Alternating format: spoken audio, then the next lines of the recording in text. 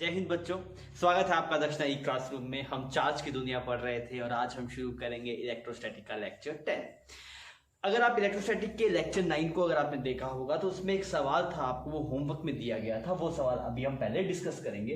लेकिन जितना भी आपको होमवर्क गिवन था, जैसे मान लीजिए इसके अलावा जो एक्सरसाइज वगैरह आपको गिवन थी और जो क्वेश्चन बैंक आपको गिवन थे, उसके वीडियो सोल्यूशन आपके साथ शेयर किए जा चुके हैं। तो आप जब भी आप सवाल करें, मान लीजिए आपको डाउट आ रहा है, तो आप वहां से डायरेक्टली उस वीडियो सोल्यूशन से आप देख सकते हैं। तो बच्चों बढ़िया मेहनत कीजिए ना, बढ़िया रिजल्ट दिखना चाहिए। आपके पास में अपॉर्चुनिटी है कि मान लीजिए जैसे कोई चीज़ आपको समझ में नहीं आई थी पहले, मान लीजिए कोई कंसेप्ट समझ में नहीं आया, तो वापस रिवाइंड करके देख सकते हैं। ये अपॉर्चुनिटी क्लास में नहीं है, कुछ बेनिफिट्स भी आपके पास में ऑनलाइन के, तो आप उस बेनिफिट का यूज कीजिए और अच्छा परफॉर्म कीजिए और बढ़िया रिजल्ट लेके आइए। ठीक है, अपने सवाल पे करते हैं ना। सवाल में आपको बोला गया कि एक प्रोटॉन है, यहाँ पे एक प्रोटॉन है। ये वाला प्रोटॉन क्या था आपके पास में बच्चों? ये फिक्स था। और दूसरे वाले प्रोटॉन को कितनी हाइट से फेंका? h हाइट से फेंका। h हाइट से नहीं, मतलब इसका मतलब ये होगा कि ये एक ही प्लेन में है। जैसे बोर्ड है ना आपके पास में, इस बोर्ड को आप ऐसे हॉरिजॉन्टल कर दीजिए ना, तो एक प्रोटॉन को यहाँ पे रखा, दूसरे को ऐसे फेंका है, तो इससे इसकी जो दूरी है, इस वाली लाइन से इसकी दूरी है, वो कितनी है आपके पास? h है। और इनिशियल जो डिस्टेंस थी वो बहुत ज्यादा थी। ओके, मैंने बोला सवाल में क्या चाहता है, वो बोल रहा है सवाल में कि आपके पास मिनिमम सेपरेशन कितना होगा दोनों प्रोटॉन्स के बीच में। तो मिनिमम सेपरेशन की बात आ क्यों रही है, ऐसा क्यों? देखिए, अभी जो इसकी वेलोसिटी है, सुनना मेरी बात उसे ढंग से ना, अच्छा सवाल है। अभी अगर आप देखेंगे अलोंग द लाइन ज्वाइनिंग, दोनों प्रोटॉन्स का आप लाइन ज्वाइन करें, दोनों प्रोटॉन्स की ज्वाइन कर दिया आपने, इसकी वेलोसिटी कंपोनेंट इस लाइन के अलोंग आ रहा है। जब जब आपके पास में प्रोटॉन्स की लाइन ज्वाइनिंग के अलोंग वेलोसिटी का कंपोनेंट आ रहा होगा, इसका मतलब अलोंग द लाइन ज्वाइनिंग जो डिस्टेंस है वो कम हो रही होगी, मतलब पास आ रहा है। मेरी बात समझ में आ रही है आपको? सुनिए, मैं एक और एग्जांपल समझाता हूं आपको। मान लीजिए एक पार्टिकल की वेलोसिटी कुछ v है आपके पास में, एक पार्टिकल की वेलोसिटी इधर कुछ v है, तो कुछ क्लोज आ रहे हैं ना दोनों पार्टिकल। तो अगर आप पूछे किस वेलोसिटी से क्लोज आ रहे हैं, तो आप कैसे देखेंगे? इसकी लाइन ज्वाइन करेंगे। ये इधर किससे आ रहा है? v cos थीटा से, और ये भी कितने से आ रहा है? v, ये थीटा होगा तो ये भी कितना? v cos theta. तो जो पास आने की जो नेट वेलोसिटी होगी, जो रिलेटिव वेलोसिटी होगी अप्रोच की, होगी 2v cos थीटा। तो जब तक आपके पास में along the line joining velocity का कंपोनेंट आएगा, जब तक आपके पास along the line joining velocity का कंपोनेंट आएगा, तब आपके पास में क्या बोलेंगे आप कि हाँ भाई इसकी डिस्टेंस कम हो रही है। तो मैंने बोला ऐसे ये पास आ रहा है, पास आ रहा है, पर इसमें हो क्या रहा है? प्रोटॉन इसको रिपेल कर रहा है, ऐसे कुछ फोर्स लग रहा है आपके पास में अलोंग द लाइन ज्वाइनिंग। तो उसकी वजह से क्या पार्टिकल कुछ ऐसा पास शो करेगा, ऐसा पास शो करेगा, कुछ ऐसे करेगा, कुछ ऐसा जाएगा, मतलब ऊपर की तरफ ये बैंड कर रहा है ना एक पार्टिकल ऐसे, तो यहां से कुछ आएगा, ऐसे यहां पे कुछ आएगा, ऐसे कुछ मूव कर रहेगा। जिस वाले पॉइंट पे, ये अच्छी बात है दोस्त, ये सुनना सही ढंग से, जिस वाले पॉइंट पे सेपरेशन मिनिमम होगा, आर मिनिमम होगा, उस टाइम पे वेलोसिटी जो लाइन ज्वाइनिंग है उसके परपेंडिकुलर होगी। क्यों? क्योंकि अगर वेलोसिटी का कोई कंपोनेंट इस लाइन के अलोंग आ रहा होता, मतलब ये पार्टिकल पास आ रहे हैं, पर ऐसा तो नहीं हो रहा आपको भाई। जब आपके पास मिनिमम सेपरेशन होगा, इसका मतलब क्या है? अब इन दोनों के जो सेपरेशन है वो सबसे कम हो गया। उस वाले केस में क्या होगा? अलोंग द लाइन ज्वाइनिंग, जो प्रोटॉन्स की जो लाइन ज्वाइनिंग है उसके अलोंग वेलोसिटी का कोई कंपोनेंट नहीं आएगा। अगर दोस्त वेलोसिटी का कोई कंपोनेंट आता मतलब ये और पास आएगा, मतलब वो आर मिनिमम नहीं है। ये बात समझ में आ रही है आपको? ठीक, अब आपका काम हो गया, इतनी चीज की जरूरत थी। कैसे करेंगे आप? सबसे पहले तो आप ये देखिए, लीनियर मोमेंटम कंजर्वेशन लगा सकते हैं क्या? लीनियर मोमेंटम कंजर्वेशन, यस या नो? नहीं। क्यों? क्योंकि लीनियर मोमेंटम कंजर्वेशन कब लगता है? जब f एक्सटर्नल 0 हो। यहाँ पे f एक्सटर्नल 0 नहीं है। फिर क्यों f एक्सटर्नल 0 नहीं है? यानी इस प्रोटॉन को आपने फिक्स रखा हुआ है, तो कोई फोर्स लगा रखा होगा ना, तो आप लीनियर मोमेंटम कंजर्वेशन लगा सकते नहीं है। ठीक है सर। एनर्जी कंजर्वेशन लगा सकते हैं क्या? एनर्जी कंजर्वेशन बिल्कुल लगा सकते हैं। एनर्जी कंजर्वेशन कब लगता है? बोल, कब लगता है एनर्जी कंजर्वेशन? एनर्जी कंजर्वेशन तब लगता है जब क्या? जब सिर्फ और सिर्फ इंटरनल कंजर्वेटिव फोर्स वर्क करे। और आपको समझ में आ रहा है सर, यहाँ पे एक्सटर्नल फोर्स लग तो रहा है, तो जिस पॉइंट पे लग रहा है उस वाले पॉइंट का कोई डिस्प्लेसमेंट नहीं है, मतलब जो एक्सटर्नल फोर्स लग रहा है उसकी वजह से कोई वर्क आ रहा नहीं है। सिर्फ कौन से फोर्सेस वर्क कर रहे हैं? इलेक्ट्रोस्टैटिक फोर्सेस वर्क कर रहे हैं, और वो इंटरनल एंड कंजर्वेटिव है। एनर्जी कंजर्वेशन लगाया जा सकता है। अब बात करते हैं angular momentum conservation. Angular momentum conservation, अच्छा, एंगुलर मोमेंटम कंजर्वेशन कब लगता है? जब किसी पॉइंट के अबाउट टाउ एक्सटर्नल 0 हो। जब किसी पॉइंट के अबाउट टाउ एक्सटर्नल 0 हो तो आप एंगुलर मोमेंटम कंजर्वेशन लगा सकते हैं।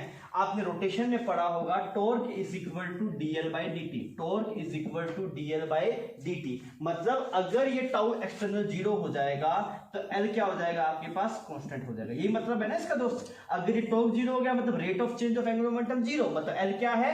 कांस्टेंट। और इस वाले पॉइंट के अबाउट अगर आप देखेंगे, इस वाले पॉइंट के अबाउट, तो जो फोर्स लग रहा है वो सिर्फ इलेक्ट्रोस्टैटिक फोर्स है और उसका टॉर्क कितना इस पॉइंट के अबाउट 0, तो आप यहाँ पे एंगुलर मोमेंटम कंजर्वेशन लगा सकते हैं। तो सबसे पहले एंगुलर मोमेंटम कंजर्वेशन लगा के देखते हैं। तो इनिशियली पार्टिकल की जो वेलोसिटी थी वो कुछ ऐसी थी आपके पास में, इधर कुछ v नॉट और ये हाइट h है। तो जो एंगुलर मोमेंटम इनिशियल था आपके पास में वो आएगा m v नॉट इंटू में h, because r cross p होता है ना, और r में आप r परपेंडिकुलर लिखेंगे तो क्रॉस साइन हट जाएगा। तो r परपेंडिकुलर कितना है आपके पास में, तो पहले p को फुल एक्सटेंड कीजिए, h आ गया आपके पास, ये r परपेंडिकुलर है और ये p की वैल्यू m v नॉट। तो इनिशियल एंगुलर मोमेंटम आ गया।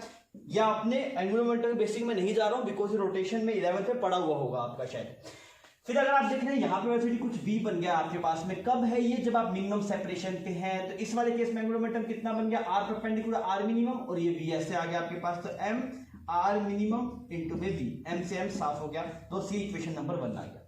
सेकंड इक्वेशन कैसे लगाएंगे, आप एनर्जी की लिख लीजिए। तो सबसे पहले आप इनिशियल एनर्जी लिखिए, क्या लिखेंगे, kinetic energy initial plus potential energy initial is equal to kinetic energy final plus potential energy final. ठीक है, काइनेटिक एनर्जी इनिशियल कितनी है आपके पास, half m v not square. Okay, potential energy initial कितनी है आपके पास में, और बहुत सेपरेशन से छोड़ा होगा आपने तो कितना होगा k, ये भी प्रोटॉन ये भी proton, q divide by r की जगह इन्फिनिटी आ जाएगा, ये 0 बन जाएगा।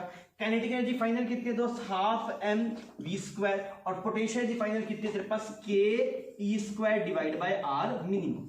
अब सवाल खत्म हो गया, ये वाली टर्म तेरे पास 0 बन गई यहाँ पे। अब यहां से क्या कर, तो इस v की वैल्यू उठा के वहां पे पुट कर दे, तेरे पास आंसर आ जाए। थोड़ी सी इक्वेशन थोड़ी सी भी हो सकती है कैलकुलेटिव हो जाए तेरे पास में, पर ये दो इक्वेशंस है, इनको आप यूज करके इसका आंसर निकाल सकते हैं। क्या करना है, यहां से आप v की वैल्यू पुट करो, v की वैल्यू कितनी है, v not h divide by r minimum, यहाँ पे आप पुट कर दीजिए, फिर इसमें शायद जो भी इक्वेशन बनेगी आप उसे सोल्व कर सकते हैं। तो हमने बेसिक अप्रोच देख ली भाई किस तरीके से सवाल को सोल्व करना होता है। ऐसे सवाल में दो लगते हैं आपके पास में, एक तो एंगुलर मोमेंटम कंजर्वेशन लगता है और एक एनर्जी कंजर्वेशन। आपको एंगुलर मोमेंटम कंजर्वेशन लिखना आना चाहिए, आई होप आपने ये रोटेशन के अंदर पढ़ा होगा। ठीक है बच्चों, फिर आइए अपने आगे बढ़ते हैं। और अभी हम इस चैप्टर के सबसे इंपॉर्टेंट पार्ट से गुजर रहे हैं, जो कि आपके पास में इलेक्ट्रिक पोटेंशियल, और इसके बाद में हम इलेक्ट्रिक पोटेंशियल को में ही आगे कुछ कुछ चीजें हम पढ़ रहे हैं। लास्ट वाली क्लास में हम थोड़ा स्पीड हमने कम किया था, इसमें थोड़ा सा स्लो ही रखेंगे। आज वाली क्लास एक्सट्रीमली इंपॉर्टेंट है, भर भर के सवाल आते हैं भाई साहब इस वाली चीज से, जो अभी हम पढ़ेंगे। किसके बीच में रिश्ता लिखा हुआ है, relationship between electric potential and electric field. इसको फील्ड है मतलब इलेक्ट्रिक फील्ड लिखना चाह रहा हूं ना मैं, यहाँ पे लिख देता हूँ, इलेक्ट्रिक फील्ड और इलेक्ट्रिक पोटेंशियल के बीच में जो रिश्ता है वो रिश्ता क्या है और वो किस तरीके से प्रोसीड करता है। मतलब अगर मान लो आपके पास एग्जाम में इलेक्ट्रोस्टैटिक के 10 सवाल आए, कितने सवाल आए, 10 सवाल आए हुए हैं आपके पास में, तो उसमें से आपको 5 से 6 सवाल आपको पोटेंशियल के रिलेटेड ही मिलेंगे, इलेक्ट्रिक फील्ड से पोटेंशियल, पोटेंशियल इलेक्ट्रिक फील्ड। कुछ सवाल फिर आपको डाइपोल्स के बारे में मिलेंगे और कुछ आपको कूलम्ब्स हो या फिर कंडक्टर से मिल सकता है। तो एक्सट्रीमली इंपॉर्टेंट है और सिंपल है, पर थोड़ा सा कंफ्यूजन नहीं करना है आपको, नोट्स सही ढंग से पढ़ के रखने हैं पुराने वाले। जब भी कंफ्यूजन आए नोट्स पढ़ो, उनसे पूछो भाई साहब क्या था यहाँ पे, क्यों कंफ्यूजन है, तो जवाब देगा। अब हम शुरू करते हैं रिलेशन के बारे में। मुझसे बोला कि relationship between electric potential and electric field. मैंने बोला ठीक है, मुझे नहीं पता, नहीं पता तो मैं जो पता है वो तो लिख। मैंने पता, मुझे ये पता है डेल्टा वी होता है delta U by Q not, और इसके अलावा मैं कुछ नहीं जानता, मैं इतनी बात जानता हूं। अब भाई साहब ठीक है, उसने बोला इतना जानते तो कोई बात नहीं, अब इससे काम चलाते हैं। तो ये किसके बराबर होता है, डेल्टा यू होता है negative of work done bye, negative of work done bye कौन सा force, electrostatic force, electrostatic force divide by Q not. बहुत बढ़िया। अब हमने किया ठीक है, इसको ही लिखो, तो इसको क्या लिखा जाएगा तेरे पास, delta V is equal to work done, क्या तेरे पास वर्क डन, क्या है work done is force into में डिस्प्लेसमेंट। ये वर्क डन में स्टैटिक है ना, वर्क डन क्या होता है तेरे पास, that is force multiply displacement, और ये डॉट है तेरे पास। तो मैंने बोला फोर्स कितना, कौन सा फोर्स देखना, इलेक्ट्रोस्टैटिक फोर्स, तो वो कितना लगेगा, that is Q not into में ई नॉट, या फिर क्यू नॉट इनटू में ई डॉट डिस्प्लेसमेंट, तो थोड़ा सा डिस्प्लेसमेंट कुछ डीएल। तो अगर आपको ये तो वो छोटा सा फोर्स, ये क्या दोस्त तेरे पास छोटा सा वर्क डन, दिस इज छोटा सा work done D W, because force multiply थोड़ा सा डिस्प्लेसमेंट है ना। और अगर आप यहां पे दोनों तरफ सांप लगा देंगे तो ये डी डब्ल्यू बड़ा होकर क्या बन जाएगा, डब्ल्यू बन जाएगा, दिस इज वर्क डन। अगर आप यहां पे इंटीग्रेशन लगा देंगे तो ये क्या बन जाएगा, वर्क डन, और ये कितना आएगा तेरे पास, this will be Q not तो कांस्टेंट है, बाहर आ जाएगा, ये बन जाएगा ई डॉट डी एल। अरे इसमें कोई दिक्कत कुछ नया नहीं है भाई, हम बार बार पढ़ चुके हैं। तो अगर आप यहाँ पे लिखेंगे तो ये आपके पास बनेगा सर जी वर्क डन लिखो, मैंने कहा मैंने निकाल लिया वर्क डन, तो कितना आया Q naught integration E dot DL divide by Q naught, Q naught ने क्यू नॉट को मार दिया तो डेल्टा वी आ गया, delta V is equal to minus of E dot DL.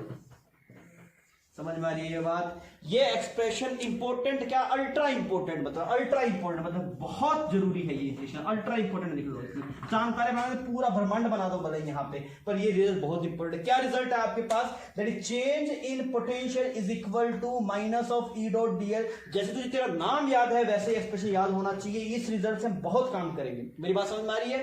तो यहाँ पे जो चेंज इन पोटेंशियल है वो किसके बराबर है, माइनस ई डॉट डीएल। ई क्या बता रहा है यहाँ पे, ई एफ आई यू, ये डीएल हो गया, और इसको बिल्कुल सिंपल किया, delta we delta U by Q not, delta U किसके बराबर होता है, negative of work done by static force, उसको लिखा आपने, सोल्व किया तो ये एक्सप्रेशन चमक के बाहर आया। तो बढ़िया रिलेशन है दोस्त, इसको छाप ले, चाहे तो खुद भी प्रोसीड कर सकता है, ये अल्ट्रा इंपोर्टेंट रिजल्ट है। आइए हम इसके बाद में इससे थोड़ा आगे बढ़ते हैं, आप इसको छाप लीजिए।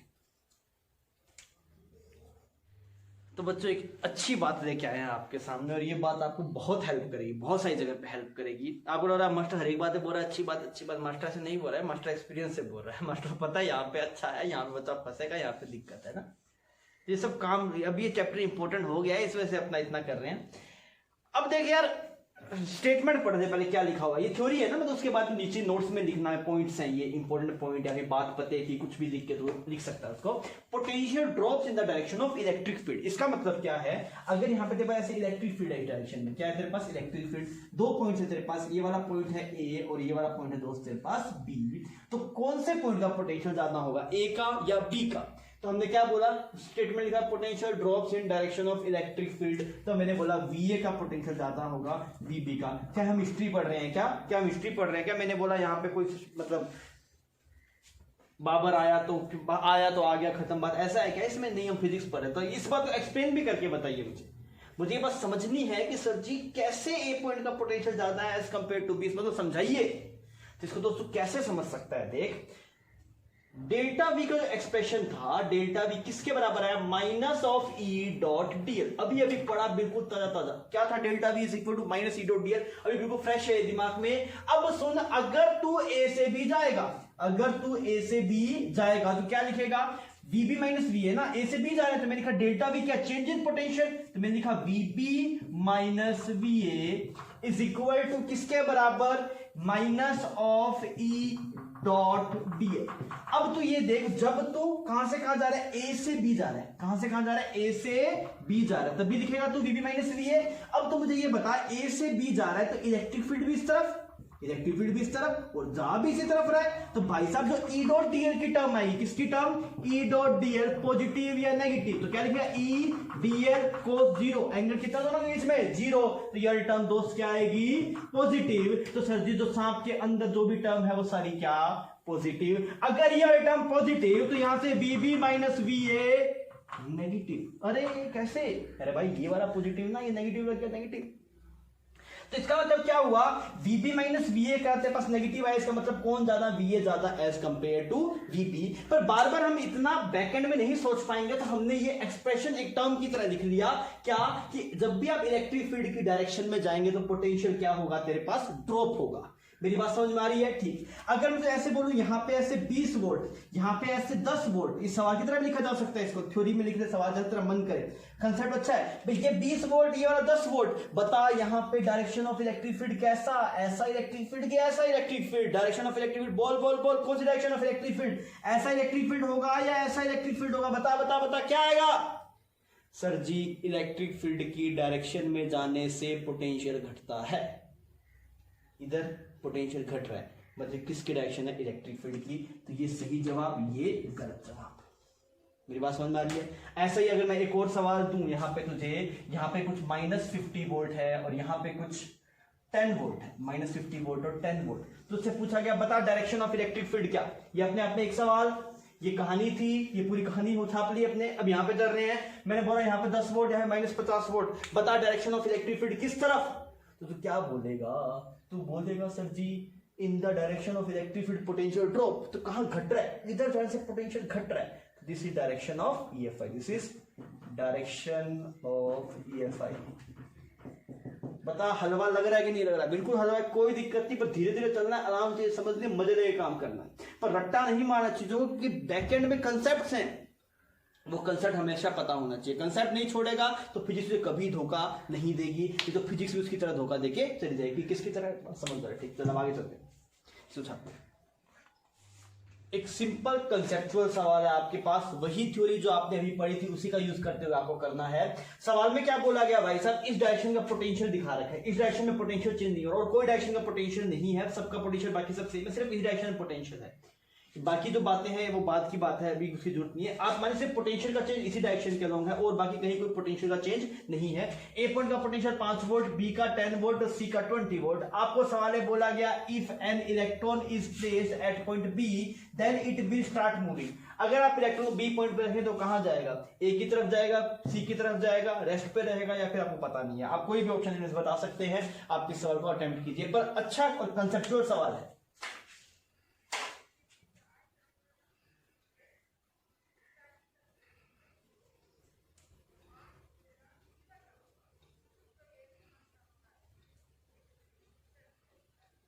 अभी किया जाए सवाल को, तो आप क्या बोलेंगे? आप ऐसे बोलेंगे सर जी हम फंस गए। जब भी आप फिजिक्स में फंस जाए तो आप बेसिक पे जाइए। अच्छा बेसिक पे जाएं। बेसिक पे क्या?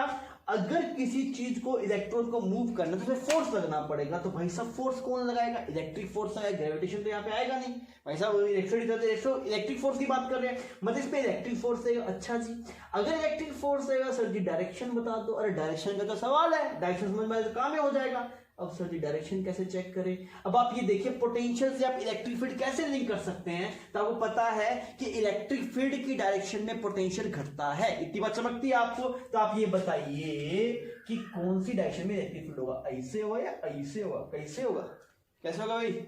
ये वाली डायरेक्शन आएगी इलेक्ट्रिक फील्ड की। साफ साफ अंधे को भी दिखाई दे रहा है भाई साहब क्या, कि इस डायरेक्शन में पोटेंशियल घट रहा है, और ये डायरेक्शन होगी आपके पास इलेक्ट्रिक फील्ड की। अब काम बन गया सर जी। अब इलेक्ट्रॉन को आप यहां पे रखेंगे तो इस पे इधर फोर्स लग जाएगा, इसका आंसर आ जाएगा सही। ये कितना होगा? सही है, ये गलत है, नालायक। इलेक्ट्रॉन पे इलेक्ट्रिक फील्ड की डायरेक्शन में फोर्स लगता है क्या? इलेक्ट्रॉन पे इलेक्ट्रिक फील्ड की अपोजिट डायरेक्शन में फोर्स लगता है। अरे ये गलती करी क्या तूने? अरे ऐसे नहीं करना है, ऐसे करेगा तो मेरा क्या होगा? वे तुझे पता है इलेक्ट्रॉन को रखा है, इलेक्ट्रॉन पे इलेक्ट्रिक फील्ड की अपोजिट डायरेक्शन में फोर्स लगता है। पुरानी बातें याद कर। तो बस इलेक्ट्रिक फील्ड आ गया तो यहां पे गलती हो सकती है। जब भी नेगेटिव चार्ज आए, इलेक्ट्रिक फील्ड आए, कान खड़े कर ले, गलतियों में फुल चांस है आपकी बात। तो बड़े सर जी इस तरफ फोर्स रहेगा, कितना रहेगा? ई इंटू में ई, और यहाँ पे खतरा करके फिर से मेंशन कर ले। अगर तुम गलती करे खुद को एक थप्पड़ भी मार, फिर तो मेंशन कर क्या कि यहाँ पे जो इलेक्ट्रॉन पर इलेक्ट्रिक फील्ड की अपोजिट डायरेक्शन में फोर्स लगता है। Is it clear? चमक रही है ये बात? तो सवाल सिंपल था, पर मेरे हिसाब से एक तो आपको ये चीज पता होनी चाहिए कि भाई अगर आप इलेक्ट्रिक फील्ड के डायरेक्शन में जाओ तो पोटेंशियल ड्रॉप होता है। दूसरी बात आपको ये चमकना चाहिए था कि अगर आप एक नेगेटिव चार्ज को अगर आप रखते हैं तो उस पर जो इलेक्ट्रिक फील्ड की अपोजिट डायरेक्शन फोर्स लगता है। ये दो बातें गलती वाली थी। अगर आपने कुछ भी गलती किया होगा तो आप उसे सीख लीजिए, फ्यूचर में आप ऐसी गलती मत कीजिएगा। ठीक है, आप इसको छाप लीजिए, फिर अपने आगे चलते हैं।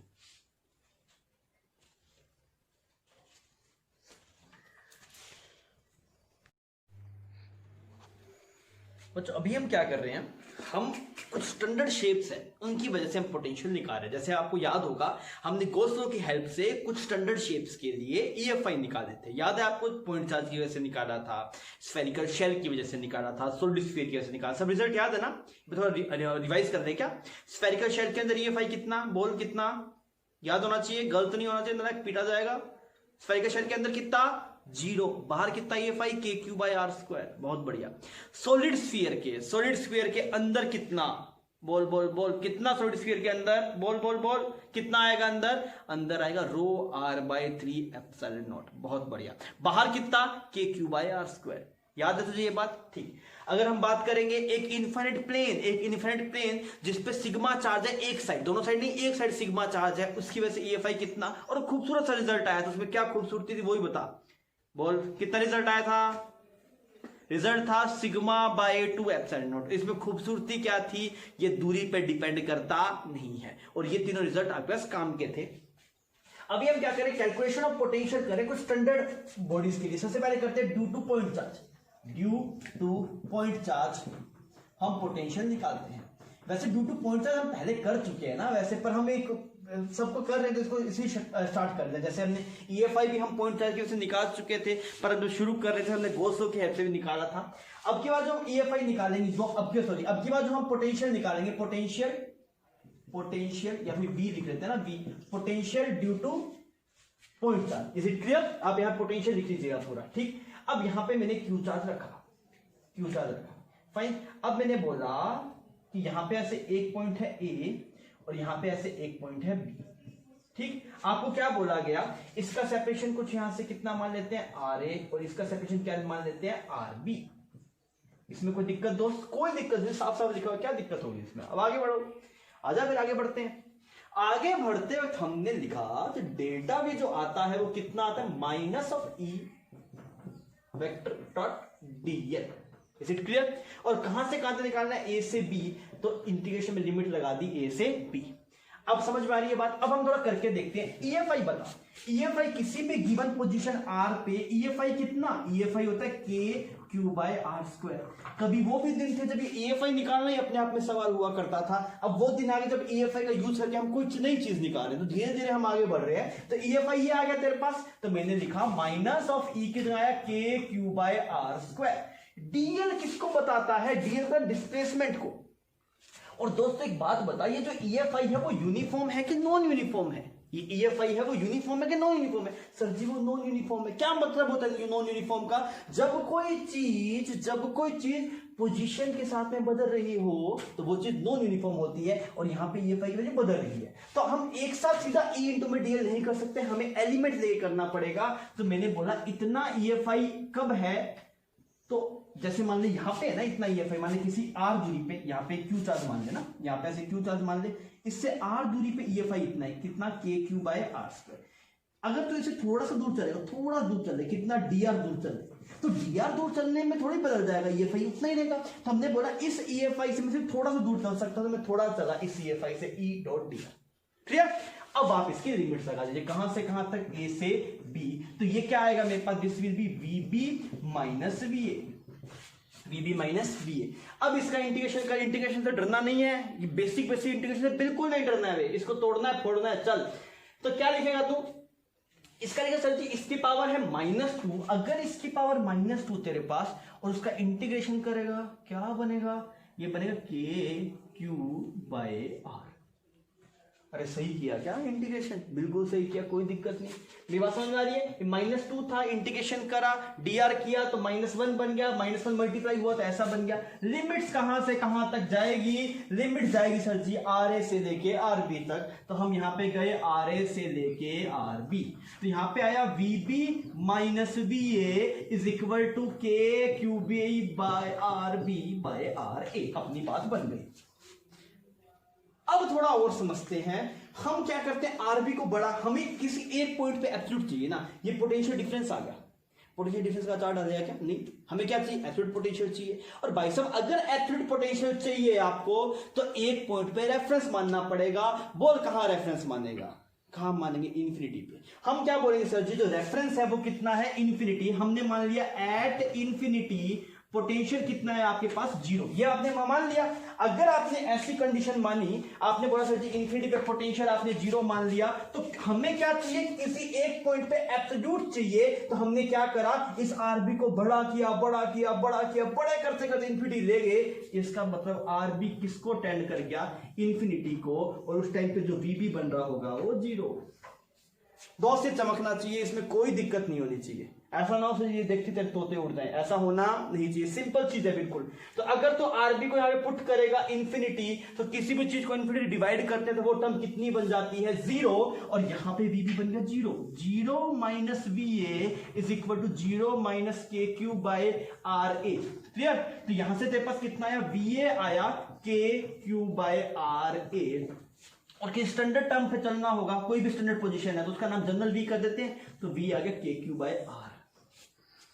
क्लियर? ये कुछ नया नहीं है यार, ये स्टार्टिंग पढ़ा था हमने। जिस पॉइंट पे हमने पर दूसरे तरीके से पढ़ा था, मैंने आपको ये बताया था किसी पॉइंट पे पोटेंशियल निकालना हो तो आप क्या कर सकते हैं, उस पॉइंट पे आप 1 कूलम चार्ज मानिए, फिर आप पोटेंशियल लिखिए, डिवाइड बाय 1 कूलम करिए। वो एक तरीका था। हमने घुमा फिरा के ये एक्सप्रेशन लेके इससे निकाला, तब भी वही आना, तो घूम फिर के बात तो एक ही आ रही है। तो ये बस हमने इस वजह से इसलिए किया बिकॉज आगे कुछ रिजल्ट्स हैं जिसमें आपको इस तरीके की हेल्प लेनी है, तो हमने किया। तो ये कुछ नया नहीं है। मैं आपसे शुरुआत में पूछता भाई ये सब कचरा छोड़, यहाँ पे क्यू चार्ज आर दूरी पोटेंशियल कितना, तो बैठा बैठा आराम से सर जी पोटेंशियल के क्यू बाय आर, वही आया। Is it clear? छाप दिया जाए इसको, तो छाप ले इसको, फिर अपने इसको मिटाते हैं, फिर अपने आगे बढ़ते हैं और नई नई शेप्स के लिए निकाल। बच्चों अभी हम बात कर रहे हैं potential due to spherical shell. इससे जस्ट पहले हमने पढ़ा था क्या, potential due to point charge. अगर आपको potential due to point charge बहुत अच्छे से क्लियर है तो आप इसको भी बहुत इजीली सोल्व कर सकते हैं। ये चीज इंपॉर्टेंट है और आपको बहुत अच्छे से देखनी है बच्चों। ऐसा हो सकता है कि आपको इसमें हम क्या सिर्फ कंसेप्ट है, हम सिर्फ बात करेंगे, लिखने की जरूरत नहीं पड़ेगी, वैसे हम रिजल्ट निकाल देंगे इसका। तो बातें सही ढंग से सुननी है और आपको सही ढंग से ये समझ में आना चाहिए। तो सबसे पहले तो आप मुझे इसके जो चीज रिक्वायर्ड है इस वाली चीज के लिए, जो हमें बैकग्राउंड में रिक्वायर्ड है, पहले उसकी चर्चा कर लेते हैं। मैं ये बोलता हूं अगर मान लीजिए यहाँ पे क्यू चार्ज है, इसकी वजह से आर डिस्टेंस पे पोटेंशियल कितना, दैट इज के क्यू बाय आर। एक तो हमें ये बैक एंड में रिक्वायर्ड रहेगा। दूसरी बात आपको ये पता होना चाहिए, एक स्फेरिकल शेल समझ में आता है, शेल मतलब अंदर से खोखला। अगर मैं बोलूं इस शेल पे चार्ज क्यू गिवन हो, अगर मान लीजिए शेल पे कितना चार्ज है क्यू और वो यूडी है, यूडी मतलब क्या होगा बच्चों, यूडी का क्या मतलब हुआ, यूडी मींस यूनिफॉर्मली डिस्ट्रीब्यूटेड। अगर ऐसा आपके पास में है तो आप ये बताइए कि इसके बाहर कितना ईएफआई आएगा और अंदर कितना ईएफआई आएगा। ये हमें बैकएंड में रिक्वायर्ड है। मैं क्या पूछ रहा हूं, अगर मान लीजिए आप एक स्फेरिकल शेल जिसके रेडियस कुछ कैपिटल आर मान लेते हैं, आपसे पूछा जाए बताइए इसके बाहर कितना ईएफआई और अंदर कितना ईएफआई, तो ये बता सकते हैं क्या आप? हाँ, बाहर कितना होगा आपके पास, बाहर होगा K Q by R square. Smaller मतलब उस पॉइंट की डिस्टेंस हो जाएगी कहां से, सेंटर से। अगर आप अंदर बात करें तो अंदर ईएफआई की वैल्यू कितनी है आपके पास, 0। इतनी बात क्लियर है? ठीक। अब आप सुनिए, सोचिए देखिए पोटेंशियल का मतलब क्या होता है। पोटेंशियल का मतलब ये होता है कि अगर आप किसी यूनिट चार्ज को इन्फिनिटी से स्लोली उठा के उस पॉइंट तक लेके आए तो होने वाला जो वर्क डन होता है एक्सटर्नल फोर्स के द्वारा, वो उस पॉइंट का पोटेंशियल होता है। मैं वापस बोल रहा हूं बच्चों, कई बार मैं ये बात कर चुके हैं तो मेरे हिसाब से दिक्कत नहीं होगी, फिर भी अपने वापस बात कर रहे हैं। क्या पोटेंशियल क्या होता है, अगर आप इन्फिनिटी से किसी यूनिट चार्ज को उठा के उस पॉइंट पे लेके आए स्लोली तो एक्सटर्नल फोर्स के द्वारा जो वर्क होता है वो क्या कहलाता है आपके पास, पोटेंशियल कहलाता है। बहुत बढ़िया। अब आप सोच के देखिए, आपने बोला सर जी ये एक स्फेरिकल शेल है, इस पे क्यू चार्ज यूनिफॉर्मली डिस्ट्रीब्यूटेड है। बहुत बढ़िया। अगर मैं बोलूं नहीं ये शेल नहीं है, इसको भगाओ, सिर्फ आप यहां पे सेंटर पे एक पॉइंट क्यू चार्ज मानो। मैं क्या बोल रहा हूं, मैं बोल शेल को भगाओ, यहां पे सेंटर पे एक पॉइंट क्यू चार्ज मानो, तो आप क्या बोलेंगे सर जी बाहर जो ईएफआई था वो पॉइंट चार्ज की वजह से जितना आएगा उतना स्फेरिकल शेल की वजह से आएगा। मेरी बात समझ में आ रही है? मान ले अगर मैं तुझसे यहां पे पूछूं कितना ईएफआई दिखाई दे रहा है, तो तू क्या बोल रहा है, के क्यू बाय स्मॉल आर का स्क्वायर। अगर मैं बोलता यहां पे सेंटर पे पॉइंट चार्ज है और उसकी वैल्यू भी कुछ क्यू है, तब भी यहां पे कितना ईएफआई दिखाई देता, के क्यू बाय आर स्क्वायर। तो तुझे क्या दिखाई देगा कि सर जी यहां पे चाहे एक पॉइंट चार्ज हो, चाहे यहां पे एक स्फेरिकल शेल हो, चाहे यहां पे एक सॉलिड स्फीयर हो, बाहर तीनों की वजह से ईएफआई क्या आता है, सेम आ रहा होगा। इसका मतलब क्या, अगर यहां पे दो पॉइंट क्यू चार्ज होता, मान लीजिए शेल की बात ही नहीं चल रही, सवाल पॉइंट क्यू चार्ज होता, अगर यहां पे सिर्फ पॉइंट क्यू चार्ज होता, शेल नहीं है, तब अगर आपको उठाने में, तब आपको इन्फिनिटी से उठाने में जितना वर्क करना पड़ता उतना ही शेल में करना पड़ेगा। कैसे सर? अरे भाई दोनों का ईएफआई तो सेम है ना भाई। इसकी वजह से यहां पे कितना फोर्स लग रहा होगा, K Q by R square. किसकी वजह से, इस पॉइंट चार्ज की वजह से। इस शेल की वजह से भी कितना लग रहा होगा, K Q by R square. दोनों की वजह से बाहर ईएफआई सेम। तो अगर आप इस क्यू चार्ज को उठा के लेके आ रहे हैं, कोई भी यूनिट चार्ज को, तो इसके द्वारा जो फोर्स लग रहा है वो सेम है, तो एक्सटर्नल फोर्स के द्वारा भी तो उतना ही फोर्स लगाना पड़ेगा ना। इसमें एफ एक्सटर्नल और इसमें एफ एक्सटर्नल हर एक पॉइंट पे सेम होगा। मतलब किसी एक गिवन पॉइंट पे यहां पे क्यू चार्ज की वजह से ईएफआई देखेंगे, शेल की वजह से ईएफआई देखेंगे, दोनों सेम आएगा। तो भाई साहब एक्सटर्नल फोर्स को जो फोर्स लगाना पड़ेगा वो भी तो बराबर ही आएगा हर एक पॉइंट पे। किसकी वजह से, इसकी और इसकी वजह से। मतलब सर जी अगर आप इंफिनिटी से किसी गिवन पॉइंट पे आप उठा के लेके आते हैं कोई यूनिट चार्ज को, तो जितना वर्क इसकी वजह से करना पड़ रहा है उतना ही वर्क इस शेल की वजह से करना पड़ेगा।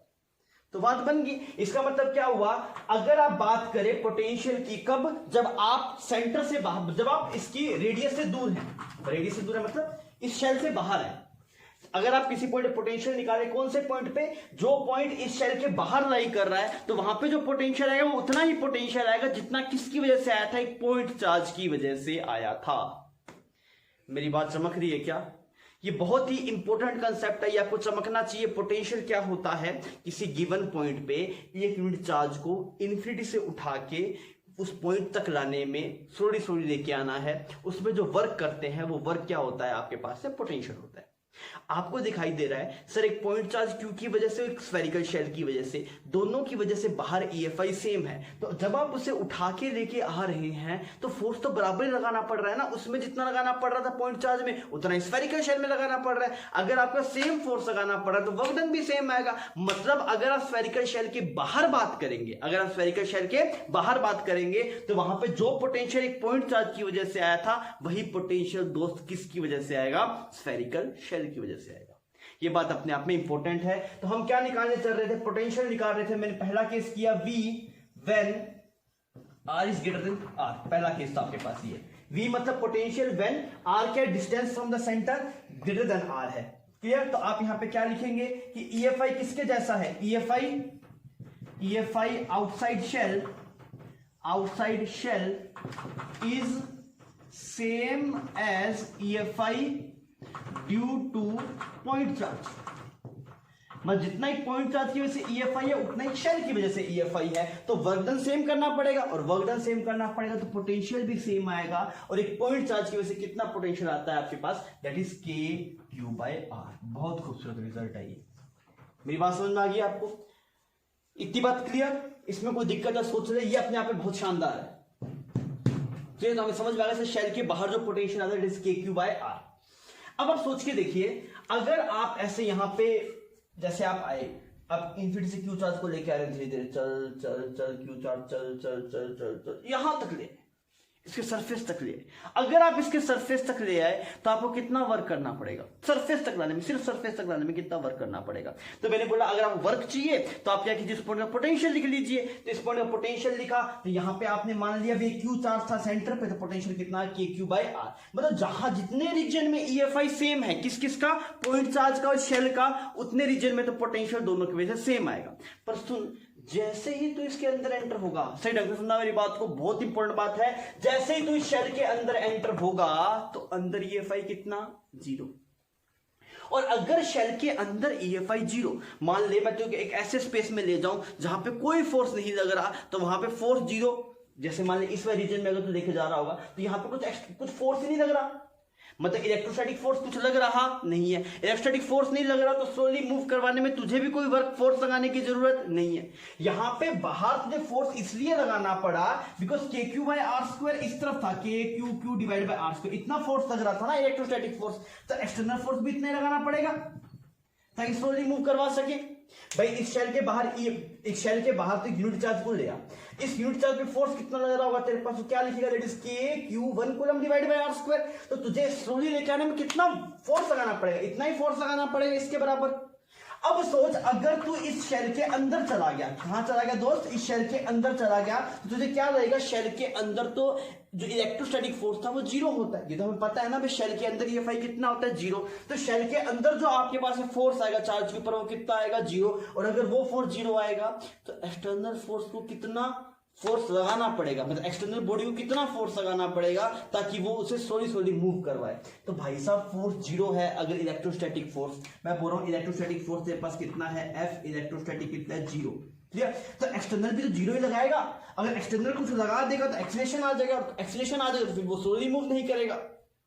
मेरी बात समझ में आ रही है? तो हमने यहां पे अपने आप अपनी भाषा में ये बात लिखिएगा कि यहां तक जब आप इंफिनिटी से कैपिटल R तक लेके आ रहे हैं तो आपको एक्सटर्नल फोर्स लगाना पड़ रहा है स्लोली चलाने के लिए, और कितना लगाना पड़ रहा है, वो इतना लगाना पड़ रहा है ताकि इस इलेक्ट्रोस्टैटिक फोर्स को हम बैलेंस कर सके, और वो कितना था, KQ/R²। यहां तक भी लगाना पड़ रहा है। जैसे ही आप अंदर एंटर हुए दोस्त, जैसे ही आप अंदर एंटर हुए, अंदर EFI की वैल्यू कितनी है, 0। और अगर अंदर EFI की वैल्यू 0 है तो आपको कितना फोर्स लगाना पड़ेगा, 0 फोर्स लगाना पड़ेगा ताकि आप स्लोली मूव करवा सके। सोच के देखिए अगर आपने कुछ फोर्स लगा दिया होता तो उसका एक्सेलरेशन आ जाएगा, और एक्सेलरेशन आ जाएगा फिर वो स्लोली मूव कर सकता नहीं है।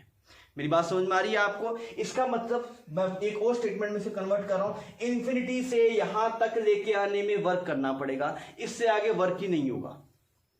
क्यों वर्क नहीं होगा? इसका फोर्स नहीं लगा रहा ना भाई, तू एक्सटर्नल बॉडी कोई फोर्स ही नहीं लगा रही, और एक्सटर्नल बॉडी अगर कोई फोर्स नहीं लगाए तो कोई वर्क आपके पास आएगा नहीं। इसका मतलब वर्क सिर्फ कैपिटल आर तक लेके आने में करना है, उससे अंदर अगर आप जाएंगे तो आपको वर्क करना नहीं पड़ेगा। मेरी बात समझ में आ रही है आपको? तो आप क्या बोलेंगे कि सेकंड केस की बात कर रहे हैं, V when R is less than R. अब आप किसके अंदर? शेल के अंदर हैं। ये कब था? अब शेल के बाहर थे। तो शेल के अंदर है तो आप क्या बोलेंगे? हमने अपनी भाषा में लिखा कि till R is equal to capital R we have to do work, after that after entering inside shell f external will be 0। क्यों f external will be 0? Because आपको स्लोली मूव करवाना है, और स्लोली मूव करवाने के लिए हर एक point पे क्या होना चाहिए? f इलेक्ट्रोस्टैटिक किसके बराबर होना चाहिए? f एक्सटर्नल के बराबर। ये किसकी कंडीशन होगी तेरे पास? This is condition for slow motion.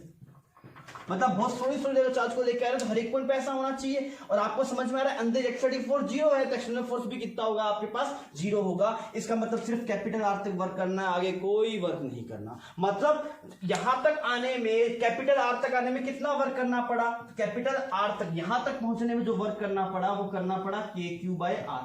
वो यहाँ का पोटेंशियल होगा। और यहाँ का पोटेंशियल कैसे देखेंगे? यहाँ पे तो EFI इस शेल की वजह से और पॉइंट चार्ज की वजह से सेम आएगा, तो पॉइंट चार्ज की वजह से देखा यहाँ पे तो KQ/R। पर जैसे ही आप इसके अंदर एंटर होंगे तो पोटेंशियल बदलेगा नहीं।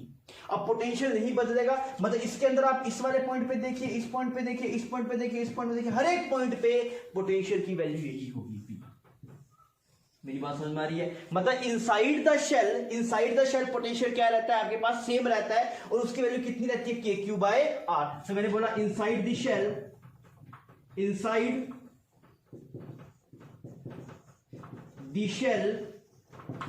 Potential is uniform and constant and its value is KQ/R। मेरी बात समझ में आ रही है आपको? ये अच्छा है। देख, शेल के अंदर EFI 0 आता है, शेल के अंदर EFI 0 आता है, पर शेल के अंदर पोटेंशियल 0 नहीं है। तो शेल के अंदर पोटेंशियल कितना आता है आपके पास? KQ/R। शेल के बाहर कितना आता है? KQ/R²। ये ऐसा क्यों किया? सॉरी, शेल के बाहर जो EFI था वो KQ/R², शेल के अंदर जो पोटेंशियल आता है दैट इज KQ/R, और शेल के अंदर जो बाहर जो पोटेंशियल आता है दैट इज KQ/r। मतलब अंदर जो पोटेंशियल है वो क्या है? कांस्टेंट। मतलब इस वाले पॉइंट का अगर आप बात करें, इस पॉइंट का नाम A, इस पॉइंट का नाम B, इस पॉइंट का नाम C, D, E, सेंटर, हर एक पॉइंट का पोटेंशियल कितना है? बस सेम। कब? जब आप शेल के अंदर हैं। अगर बाहर होंगे तो पोटेंशियल बदलता रहेगा। Is it clear? ठीक है, आप इसको छाप लीजिए, फिर अपने से ग्राफ वगैरह बनाते हैं। तो पहले आप इसको छाप लीजिए, फिर अपने आगे बढ़ते हैं।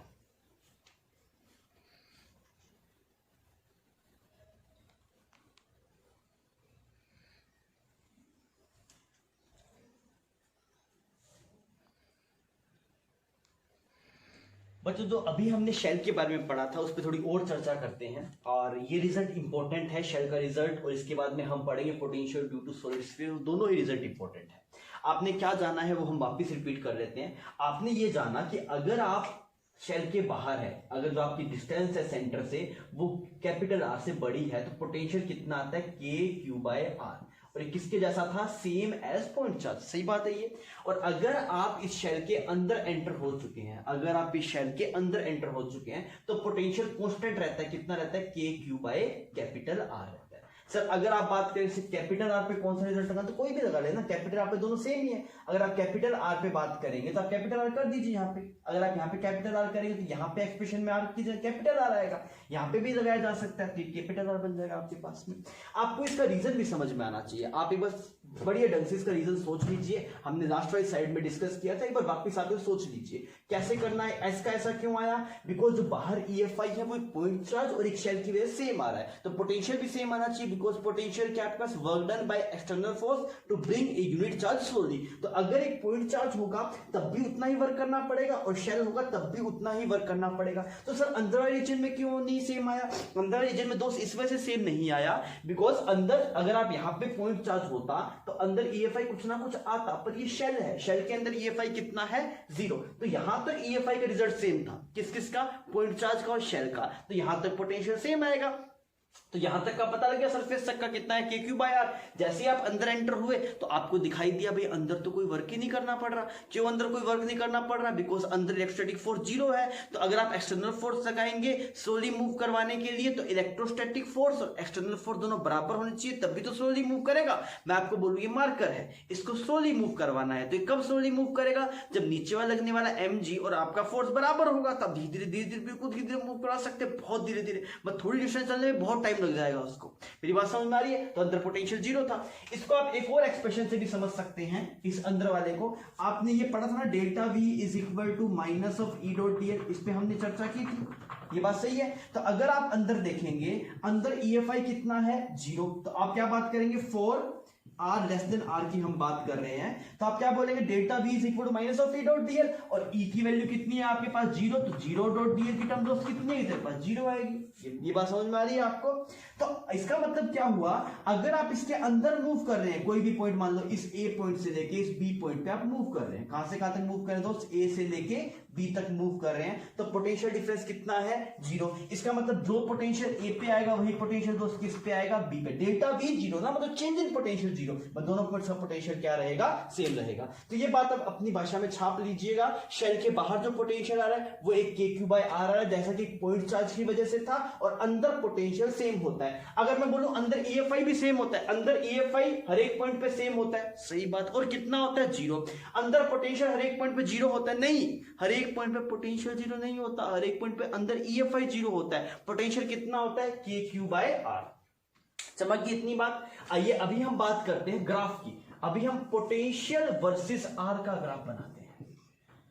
क्या तो E वर्सेस R का ग्राफ याद है, E वर्सेस R का ग्राफ क्या हुआ था sir ji, E versus R के ग्राफ में R is equal to capital R तक इसकी वैल्यू 0 थी, उसके बाद सडन वैल्यू KQ/R, उसके अंदर घटना शुरू हो रहा था। ग्राफ याद कर, पुरानी यादें हमारी, E वर्सेस R का। अगर आप बात करेंगे V वर्सेस R का, तो आप क्या बोलेंगे, सर जी क्या इसके अंदर जब आप कम है R is less then R पे हैं, तो क्या आपके पास में पोटेंशियल 0 है क्या, R लेस देन R पे क्या पोटेंशियल 0 है, नहीं, पोटेंशियल 0 नहीं है। कितना है पोटेंशियल आपके पास में, दिस इज KQ/R, तो यहां तक पोटेंशियल सेम, क्लियर। उसके बाद में ऐसे पोटेंशियल घट रहा है और इन्फिनिटी कितना बन जाएगा 0। EFI का जो ग्राफ था दोस्त वो यहां से लेके यहां तक 0 था, पोटेंशियल 0 नहीं होता, पोटेंशियल KQ/R होता है, और EFI कितना होता है तेरे पास 0 होता है। और उसके बाद में अगर तू आगे देखेगा तो यहाँ पे EFI में ये फंक्शन था KQ/R², तो R² की रिलेशन से कम हो रहा था ये, और यहाँ पे ये स्मॉल r की रिलेशन से कम हो रहा है, क्लियर। तो आपके पास में ग्राफ आ गया किसका, V वर्सेस R का। तो ये पूरा टॉपिक अपने आप में इंपॉर्टेंट था, potential due to spherical shell. आपको पता होना चाहिए अंदर कितना आता है, बाहर कितना आता है, EFI कैसा आता है, ग्राफ कैसा आता है, और ये फील्ड भी समझ में आनी चाहिए कि ऐसा क्यों हो रहा है। आप इसको छापिए, फिर अपने आगे बढ़ते हैं। हम अभी बात करेंगे potential due to solid sphere. बच्चों अभी हम नेक्स्ट आगे बढ़े हैं, अभी हम बात करें potential due to solid sphere. सबसे पहले किया था पॉइंट चार्ज की वजह से, कितना आया था KQ/R, फिर हमने किया स्फेरिकल शेल की वजह से, बाहर आया था KQ/R, KQ/r, और अंदर कितना आया था KQ/R, अंदर कांस्टेंट था। अभी हम बात करें potential due to solid sphere. तीनों चीजें अपने आप में आइसोलेट है। अगर मैं आपको ये बोलूं सॉलिड स्फीयर है और मैं इसे बोलूं कि मेरे कुछ चार्ज से Q गिवन है, मैंने से कुछ Q चार्ज दिया, किसको दिया है, सॉलिड स्फीयर को, तो ये Q चार्ज कहां डिस्ट्रीब्यूट होगा, आप बता सकते हैं ये बात, कि सिर्फ सरफेस पे होगा या पूरे वॉल्यूम में होगा, कहां पे होगा बच्चों, ये होगा पूरे वॉल्यूम में। तो यहाँ पे जो Q चार्ज है वो पूरे वॉल्यूम में डिस्ट्रीब्यूट होगा, तो यहाँ पे रो लिखा जाएगा, जरूरत पड़ेगी नहीं पड़ेगी पर हम वैसे विज्ञान के लिए लिख लेते हैं। तो Q चार्ज को वॉल्यूम में डिस्ट्रीब्यूट कर दिया, वॉल्यूम कितना था 4/3πr3, इतना सही है, ठीक, इसमें तो कोई दिक्कत नहीं, ठीक है। पोटेंशियल के लिए हमें EFI की जरूरत पड़ेगी, बिकॉज EFI और पोटेंशियल आपस में डायरेक्टली लिंक है। तो हम पहले EFI पे थोड़ी चर्चा कर लेते हैं। आप मुझे ये बताइए, अगर एक सॉलिड स्फीयर के ऊपर आपने Q चार्ज दिया है, एक सॉलिड स्फीयर को आपने Q चार्ज गिवन है, तो यहां पे बाहर वाले पॉइंट पे EFI कितना आएगा, ये याद है आपको? बोलिए कितना आएगा ये रिजल्ट, जोर से बोलिए कितना आएगा ये रिजल्ट, कितना आएगा भाई ये रिजल्ट आएगा KQ/r का स्क्वायर। सही बात। अगर आप इसके अंदर जाएंगे तो सॉलिड स्फीयर के अंदर EFI 0। सही बात है गलत बात? गलत बात। अंदर 0 EFI सॉलिड स्फीयर के नहीं आता, किसके आता है? शेल के आता है। सॉलिड स्फीयर के अंदर कितना आता है EFI? बोल बोल बोल, कितना रिजल्ट आता है तेरे पास? जोर से बोल, कितना आता है? ρ/3ε0r। कितना आता है दोस्त? ρ/3ε0r। मेरी बात समझ में आ गई?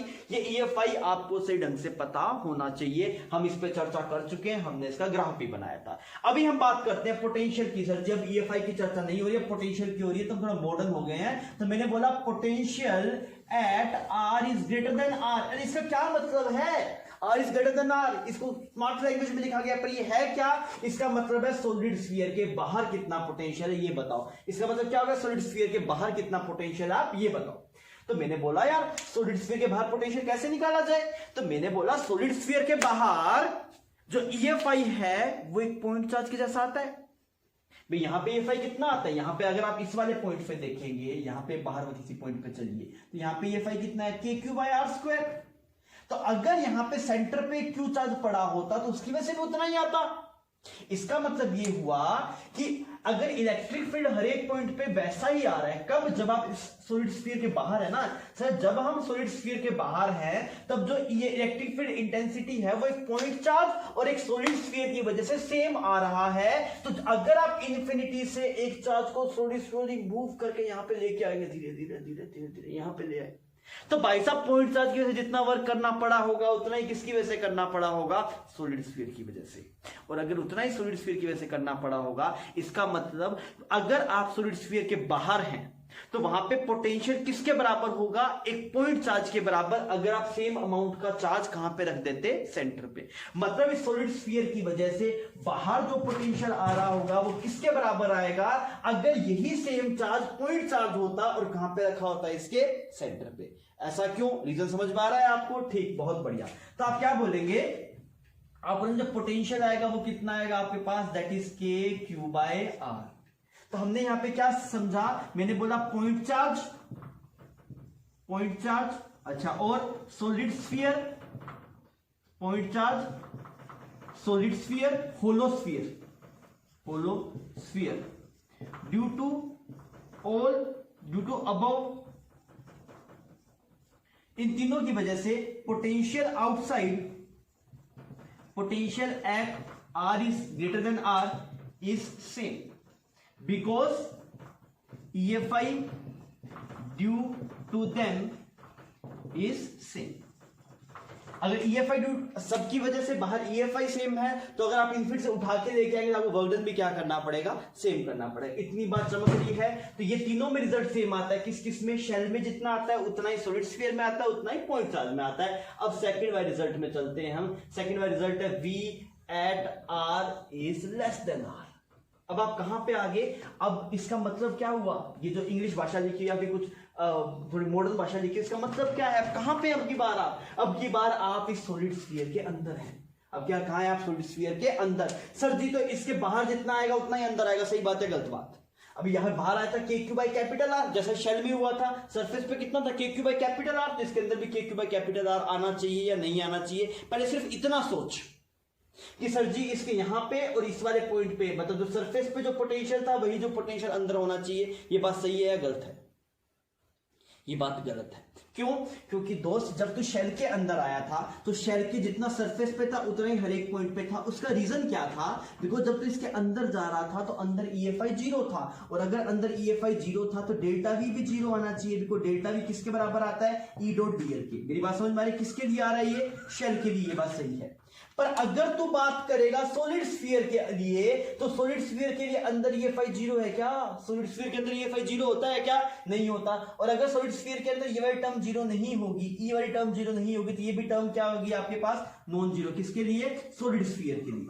पहले हमें शेल के लिए देख रहे हैं जीरो क्यों आया, बिकॉज शेल के लिए ये वाली टर्म जीरो थी, पर सॉलिड स्फीयर के अंदर हर एक पॉइंट पे EFI कुछ कुछ आता है भाई। अभी रट्टा मारा थोड़े दिन पहले या फिर हमने सीखा था, कितना था वो, ρ/3 एप्सिलॉन नॉट r। तो यहाँ पे इसके अंदर तो EFI जीरो नहीं है, और अगर इसके अंदर EFI जीरो नहीं है तो इसके अंदर पोटेंशियल भी जीरो, मतलब पोटेंशियल डिफरेंस भी जीरो नहीं आएगा। इसका मतलब जो पोटेंशियल यहाँ पे सरफेस पे होगा वही पोटेंशियल यहाँ पे नहीं होगा। मेरी बात समझ में आ गई। तो हमने यहाँ पे क्या सीखा, मैंने बोला in this potential at surface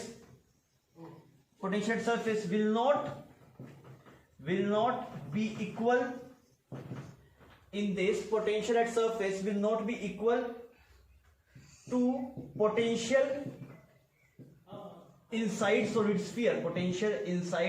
solid sphere, because delta we जो होता है, डेल्टा वी आता है -E.dl। यहां पे ये नॉन जीरो होगा बिकॉज E की वैल्यू क्या है आपके पास, नॉन जीरो है। मेरी बात समझ में आ रही है। मतलब यहां का जो पोटेंशियल होगा और अंदर का जो पोटेंशियल आएगा वो सेम नहीं आएगा। शेल के अंदर ऐसा था कि जो पोटेंशियल सरफेस का था वही पोटेंशियल इसके अंदर हर एक पॉइंट का था, पर ऐसा सॉलिड स्फीयर में नहीं होगा। तो सर हम सॉलिड स्फीयर में क्या करेंगे, सॉलिड स्फीयर में हमें एक पोटेंशियल निकालना पड़ेगा, थोड़ा सा उसका डेरिवेशन है वो हम नेक्स्ट स्लाइड में से करते हैं, और हम इसे प्रोसीड करके फिर हम आगे से सोल्व करते हैं। इसका रिजल्ट आता है, वो रिजल्ट आपको याद रखना पड़ेगा, ठीक है। आप इसको छापिए, फिर अपने इसको मिटा के और फिर अपने यहीं पे या फिर कहीं और पे इसका रिजल्ट आगे सोल्व करेंगे। हम इसको मिटाएंगे, आप पहले इसको छाप लीजिए। अभी हमारा टारगेट क्या है, हमारा टारगेट ये है कि हम सॉलिड स्फीयर के अंदर कितना पोटेंशियल आता है वो हम निकालें।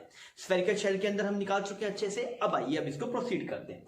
अभी हमने ये सीखा था कि सर जो इसके सरफेस पे आता है वही अंदर नहीं आएगा।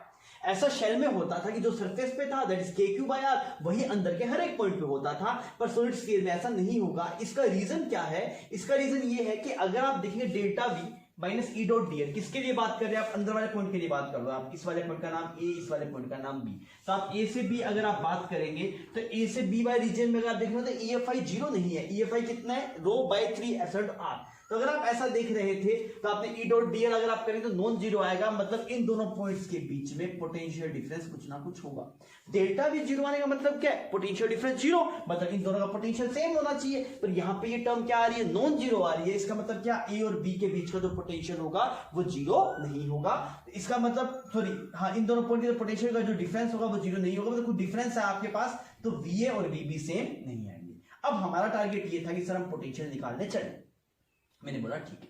हमने क्या किया, हमने एक इस वाले पॉइंट और इस वाले पॉइंट की हम पोटेंशियल निकालने की बात करते हैं। एक पॉइंट A है और एक पॉइंट B है। A तो अंदर है और B कहां पे आपके पास, सरफेस पे। बिकॉज हम इस वाले पॉइंट का एब्सोल्यूट पोटेंशियल निकालना चाहते हैं ना, तो इस वाले पॉइंट का एब्सोल्यूट पोटेंशियल निकालना चाहते हैं तो आप डेल्टा V में जो टर्म्स लेंगे उसमें से एक का पोटेंशियल नॉन होना चाहिए, तभी दूसरे का एब्सोल्यूट मिलेगा। नहीं तो आपको डेल्टा V मिल जाता। हमें क्या चाहिए, एब्सोल्यूट पोटेंशियल चाहिए ए पॉइंट का। इस वजह से हमने एक तो ये अननोन पॉइंट उठाया जिसका पोटेंशियल हमें नहीं पता, एक बी पॉइंट उठाया और इसका पोटेंशियल हमें पता है वो कितना होता है, KQ/R। अगर आप दोनों ही अननोन पॉइंट पकड़ देते हैं जिनका पोटेंशियल नहीं पता होता तो आप सिर्फ डेल्टा भी निकाल पाते, वी नहीं निकाल पाते। हमें क्या चाहिए, ए पॉइंट का एब्सोल्यूट पोटेंशियल चाहिए। इस वजह से हमने बी को चूज किया। तो अगर आप यहां पे देखेंगे तो मैंने लिखा डेल्टा वी, कौन से पॉइंट की बात हो रही है, हम ए से बी जा रहे हैं। कहां से कहां जा रहे हैं दोस्त, ए से बी जा रहे हैं। इसको क्या लिखेंगे, -(E.dl). Delta V is equal to -(E.dl). E का एक्सप्रेशन बताइए, ई की वैल्यू कितनी, ई की वैल्यू ρ/3 एप्सिलॉन नॉट। ई है ρ/3 एप्सिलॉन नॉट r। ये है यहाँ पे इसके अंदर EFI। यहां पे क्या करेंगे आप, dr कर दीजिए, यहां पे माइनस लगा दीजिए। लिमिट कहां से कहां तक, इसकी दूरी कुछ यहां से कितनी मान लीजिए, स्मॉल r मान लीजिए, और ये b का तो कैपिटल R है, और ये कितना बन जाएगा तेरे पास, VB minus V। Is it clear, ठीक। तो मैंने VB की वैल्यू तो मुझे पता है, VB की वैल्यू कितनी है आपके पास, VB की जो वैल्यू है that is VB is KQ/R। ये पता है ना आपको। हम क्या करते हैं, इसको रो की टर्म में पुट कर देते हैं बिकॉज यहां पे भी रो की टर्म है। तो आप Q को क्या लिख सकते हैं, पहले K को लिखा 4π एप्सिलॉन नॉट, Q को क्या लिखेंगे, रो 4/3 πr³ डिवाइड बाय R। तो 4π से 4π साफ हो गया, और यहां पे डिवाइड बाय, यहां पे 4/3 πr³ था ना आपके पास में, KQ/R 4/3 πr³ और ठीक है, ऐसा कुछ एक्सप्रेशन बना तो कितना बन जाएगा आपके आर स्क्वायर।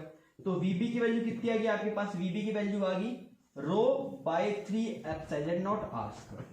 चेक कर लीजिए, के क्यू बाय आर था पोटेंशियल, हमने क्यू को क्या लिख दिया, rho multiply 4/3 pi R cube, आपने साफ कर लिया, वीबी की वैल्यू निकाल दी।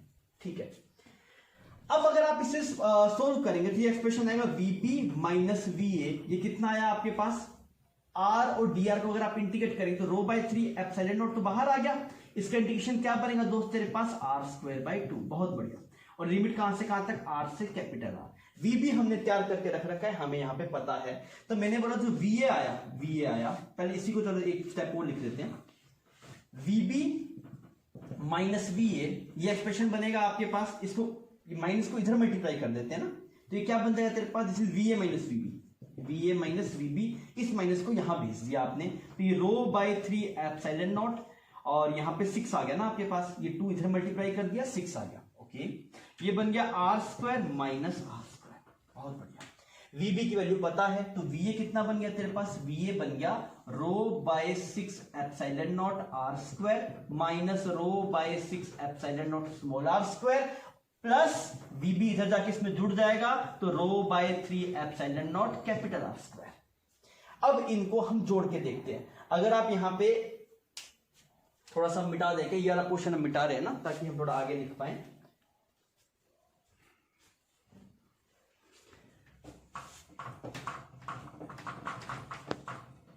हाँ भी, इसको अगर आप प्रोसीड करेंगे तो वीए कितना आ गया आपके पास, वीए की टर्म में आपके पास 6 एप्सिलॉन नॉट एलसीएम ले लेते हैं, 6 एप्सिलॉन नॉट एलसीएम आ गया आपके पास, तो ऊपर तो बन गया, रो बाहर निकाल लेते हैं, सब में कॉमन है, तो ये बन गया R square minus small R square, और यहां पे बन गया 2r स्क्वायर।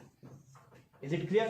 तो वीए कितना है दोस्त तेरे पास, वी आया rho by 6 epsilon not 3r square minus are square. ये पोटेंशियल आ गया किसके अंदर, सॉलिड स्फीयर के अंदर। तो ये रिजल्ट अपने आप में याद नहीं रहता, थोड़ा सा अजीब लगता है, तो आपको इस रिजल्ट का रट्टा मारना है। ये किसका रिजल्ट है, ये पोटेंशियल है किसके अंदर, सॉलिड स्फीयर के अंदर। शेल के अंदर कितना आया था, के क्यू बाय आर, जो कि सरफेस पे था, पर यहां पे सरफेस और वहां पे सेम नहीं है। क्या एक्सप्रेशन है आपके पास, rho by 6 epsilon 3r square minus are square. मैं अगर पूछूं सेंटर पे पोटेंशियल बताओ, सेंटर पे कितना पोटेंशियल आएगा, सेंटर पे अगर आप देखेंगे तो आर की वैल्यू कितना पुट कर देंगे, 0, तो आर की वैल्यू 0 पुट करें तो कितना आएगा तेरे पास, rho are square by 2 epsilon not.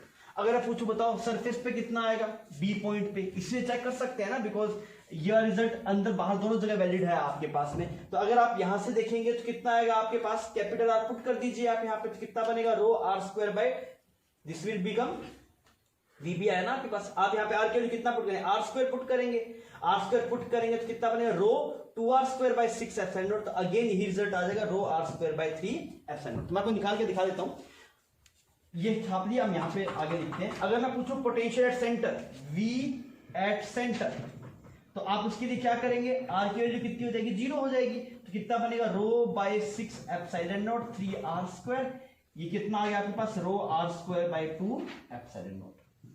बहुत बढ़िया। अगर हम बात करेंगे एट सरफेस, सर सरफेस के लिए कौन सा रिजल्ट लगाए, बाहर वाला अंदर वाला, दोनों में से कोई लगा सकते हैं, दोनों रिजल्ट सही बैठते हैं आपके पास, क्लियर।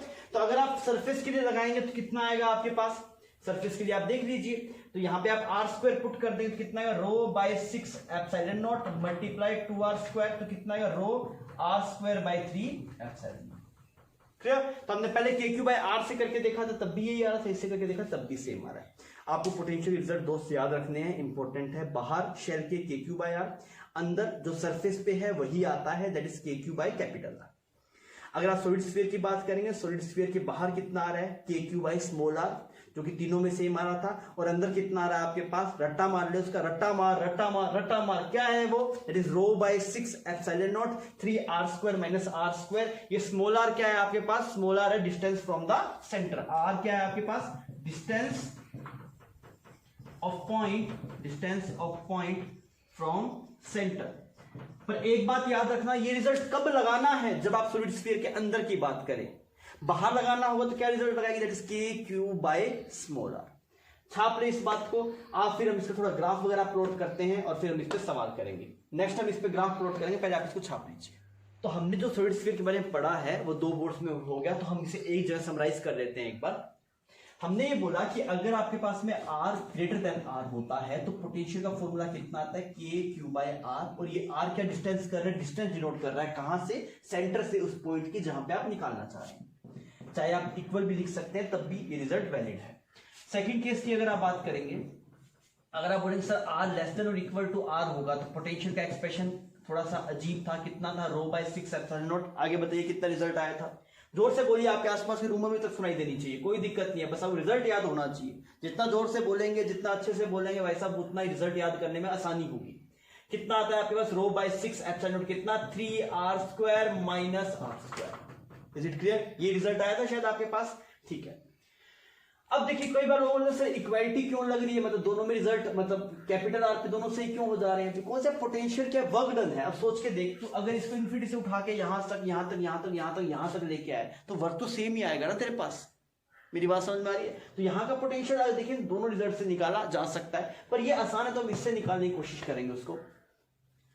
समझ में आ गई बात। अब हम ग्राफ बनाते हैं, किसका ग्राफ बनाते हैं हम EFI versus voltage versus distance का ग्राफ बनाते हैं, वोल्टेज वर्सेस डिस्टेंस का ग्राफ बनाते हैं। तो यार कैसे बनाएंगे ग्राफ, थोड़ा समझा सकता है क्या? अगर आप बात करेंगे R is equal to capital R पे, R is equal to capital R पे, यहां पे लिख दिया R is equal to capital R, तो कितना पोटेंशियल आएगा, यहां पे आएगा। ये बात समझ में आ रही है? कितना है कैपिटल R पे, K Q by R. Is it clear? पहले आप इसे खुद बनाइए, इस ग्राफ को आपको खुद को बनाना है। हम ऐसे दो ग्राफ बना चुके हैं, एक पॉइंट चार्ज के लिए बनाया था हमने, फिर हमने एक शेल की वजह से बनाया था। तो सॉलिड स्फीयर ग्राफ है, एक बार आप खुद से ट्राई कीजिए, काफी हद तक मैंने बना दिया है, फिर हम इसे प्रोसीड करेंगे।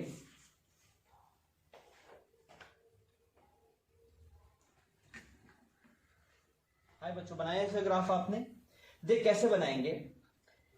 तो सबसे पहले ये देखिए सेंटर पे पोटेंशियल कितना है, सेंटर पोटेंशियल अगर तू देखेगा तो ये कितना आएगा तेरे पास, सेंटर के लिए R की वैल्यू 0 हो जाएगी तेरे पास, तो कितना बनेगा, rho by 2 epsilon naught R, ऐसा एक्सप्रेशन बनेगा। अगर तू इसे के क्यू की टर्म में लिखेगा तो रो को पुट कर दे, तो रो कितना आएगा तेरे पास, Q divide by 4/3 pi R cube. क्या किया, रो की वैल्यू पुट की, मल्टीप्लाई 2 एप्सिलॉन नॉट है यहाँ पे, और तेरे पास कितना है यहाँ पे R लिख दिया। ये सही है ये एक्सप्रेशन। तो ये कितना 4 पाई एप्सिलॉन नॉट क्या लिखा जा सकता है, के, तो के क्यू 3/2, ऐसा एक्सप्रेशन बन गया। मतलब सेंटर पे जो पोटेंशियल है वो के क्यू बाय आर से ज्यादा है, और वो आना भी चाहिए था, बिकॉज सेंटर यहां तक आने में जितना वर्क करना पड़ेगा उससे ज्यादा वर्क सेंटर तक जाने में करना पड़ेगा, बिकॉज EFI इस तरफ है ना, फिर वर्क करना पड़ेगा आपको। तो यहाँ पे जो आपके पास पोटेंशियल आएगा, यहाँ पे जो पोटेंशियल आएगा वो कितना आएगा, 3/2 के क्यू बाय आर। इतना बात समझ पा रहे हैं ना आप, सेंटर पोटेंशियल क्यों ज्यादा आ रहा है, बिकॉज जब आप इन्फिनिटी से आ रहे हैं तो यहां तक आने में कुछ वर्क कर दिया, कितना, के क्यू बाय आर। अगर आप अंदर जाएंगे तो और वर्क करना पड़ेगा ना, बिकॉज EFI तो इस तरफ है, तो आपको और जोर लगाना पड़ेगा, धीरे धीरे लेके जाके तो और वर्क करना पड़ेगा, वर्क ऐड होगा तो पोटेंशियल क्या होना चाहिए, बढ़ना चाहिए। तो यहाँ पे कितना आ गया पोटेंशियल, 3 के क्यू बाय आर। मतलब जब 0 था तो पोटेंशियल यहाँ पे था, फिर क्या हो रहा है आपके पास, कम हो रहा है। यहां से अगर आप देख रहे हैं यहाँ पे कम हो रहा है, यहाँ पे कितना बना, के क्यू बाय आर। और कैसा फंक्शन है, -r² का, v is proportional to -r², तो कुछ ऐसा कर बनना चाहिए, ऐसा। इज इट क्लियर यहां तक? फिर उसके बाद में तो मुझे पता है उसके बाद में किसका फंक्शन है, ये r का इनवर्स फंक्शन है आपके पास, तो कैसा बन जाएगा, कुछ ऐसा बन जाएगा। Is it clear? तो बच्चों ये पोटेंशियल का ग्राफ बन गया आपके पास, किसके लिए, सॉलिड स्फीयर के लिए। अब आप इसको छाप लीजिए, फिर अपने आगे बढ़ते हैं, अब कुछ सवालों पे चलते हैं। बच्चों जो अभी हमने पढ़ा था, अभी हमने स्फेरिकल शेल और सॉलिड स्फीयर के पोटेंशियल के बारे में पढ़ा, हमने उसी की विजिबिलिटी थोड़ी क्लियर करने के लिए हम सवाल शुरू कर रहे हैं। सवाल में क्या बोला गया, spherical shell is having charge Q uniformly distributed over the surface, find EFI and potential at given point. मैंने सारे पॉइंट्स कवर कर लिए जहां पे मतलब लोगों को दिक्कत हो सकती है, सब पॉइंट अपने कवर कर लिए। कहीं पे भी मान लीजिए आपका कंसेप्ट ढीला होगा तो यहाँ पे पकड़ा जाएगा। तो आपको इन सभी पॉइंट्स पे आपको क्या करना है, आपको पोटेंशियल निकालना है और EFI निकालना है। जो उसकी रेडियस है, रेडियस वो कितनी है आपके पास, कैपिटल आर। रेडियस कितना है, कैपिटल आर। आप इसको सोल्व करके बताइए, फिर अपने से प्रोसीड करेंगे।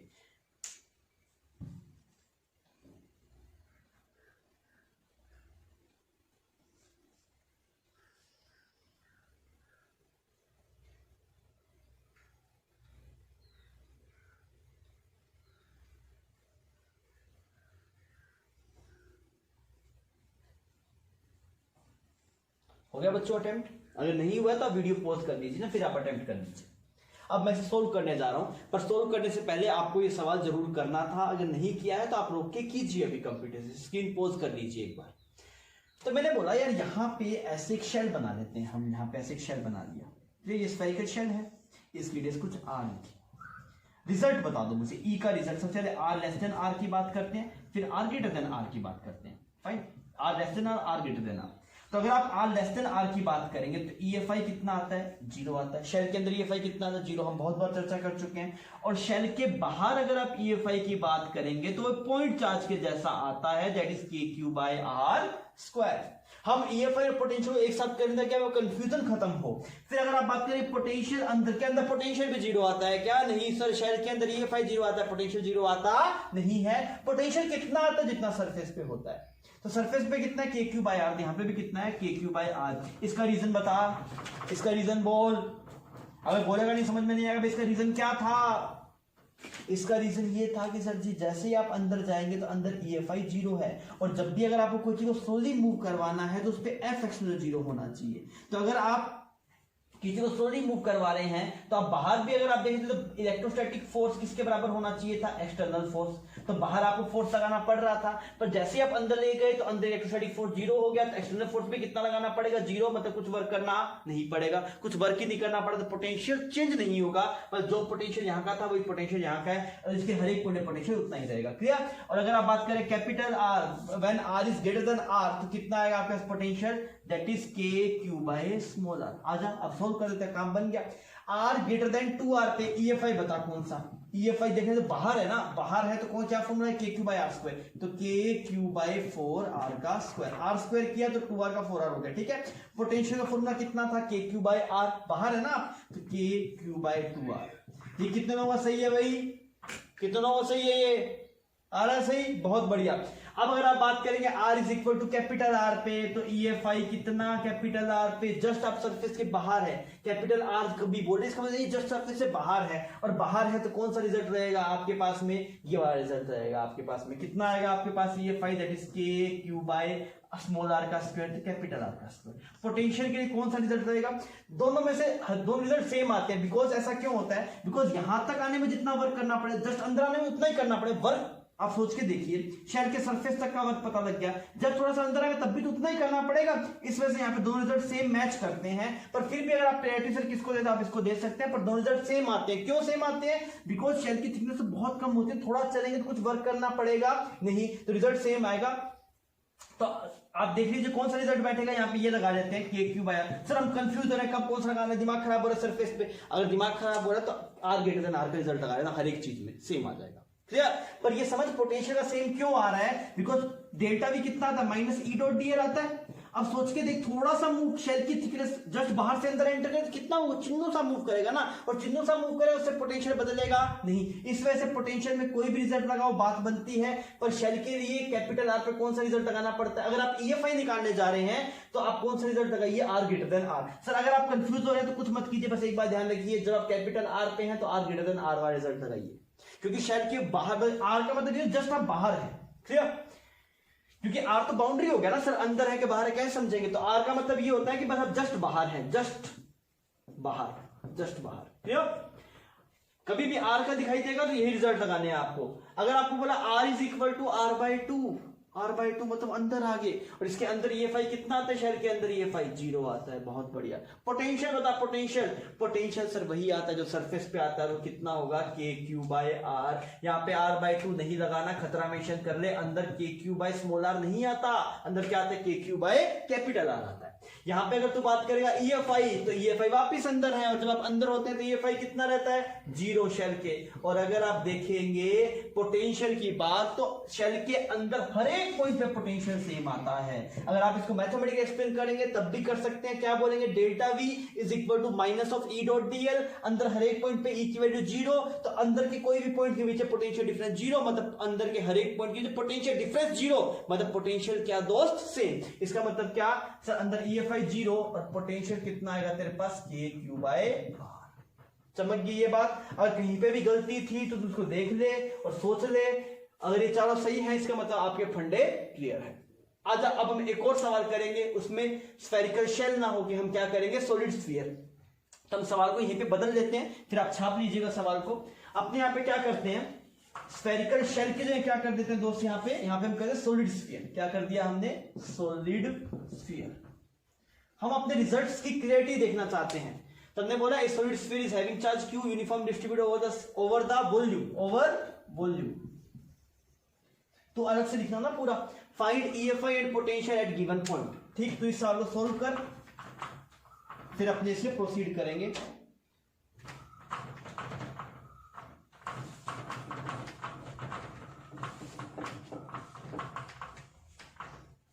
रिजल्ट याद होंगे दोस्त तो काम हो जाएगा। ठीक है, तो इसे अटेम्प्ट कर, फिर अपने अटेम्प्ट करेंगे।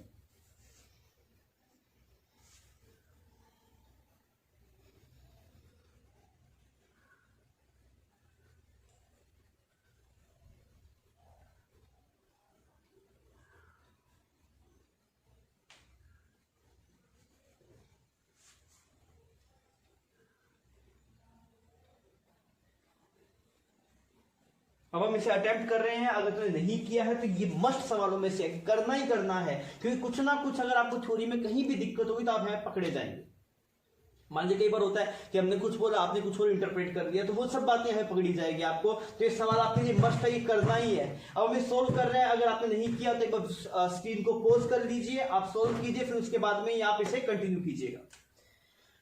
अब ये देखिए सॉलिड स्फीयर की बात हो रही है। रिजल्ट अगर मुझे सही ढंग से चमकेगा तो मेरी बात बन जाएगी। सॉलिड स्फीयर है यहाँ पे ऐसे, मैंने बोला EFI जो होता है R ग्रेटर देन R के लिए बात कर रहा हूं। EFI कितना आता है, KQ/R²। ये रिजल्ट आसान है, बिकॉज ये शेल, पॉइंट चार्ज और सॉलिड स्फीयर तीनों में मैच करते हैं। बहुत बढ़िया। अगर आप बात करेंगे पोटेंशियल, तो पोटेंशियल भी EFI सेम है हर एक पॉइंट पे, तो पोटेंशियल भी सेम आएगा, पोटेंशियल ही आएगा। ये तो आसान है। R ग्रेटर देन R मिलेगा तो खुश हो जाओ, इजी रिजल्ट है। अगर आप बात करेंगे R लेस देन R, हम इसके वो भी याद कर चुके हैं। बोल बोल बोल, इसका EFI कितना याद होना चाहिए, जोर से बोल, कोई दिक्कत, जैसे क्लास में बोलता था वैसे ही बोल। EFI कितना आया तेरे पास, इसका EFI आएगा अंदर कितना आता है भाई, रो क्या जीरो आता है क्या, नहीं जीरो नहीं आता। जीरो किस में आता है, शेल में, और ये शेल नहीं है, सॉलिड स्फीयर है। तो कितना आएगा तेरे पास, ρ/3r। बहुत बढ़िया। और अगर तू पोटेंशियल की बात करेगा तो बता कितना पोटेंशियल आया था, अभी याद किया था थोड़ी देर पहले। क्या रिजल्ट था तेरे पास, क्या जीरो था क्या, नहीं। क्या KQ/R था, नहीं। अरे तो कितना था, रिजल्ट था ρ/6ε0 3r² माइनस r²। ये r इधर शिफ्ट मत कर देना, मैं याद रखना 3r² माइनस r²। ठीक है।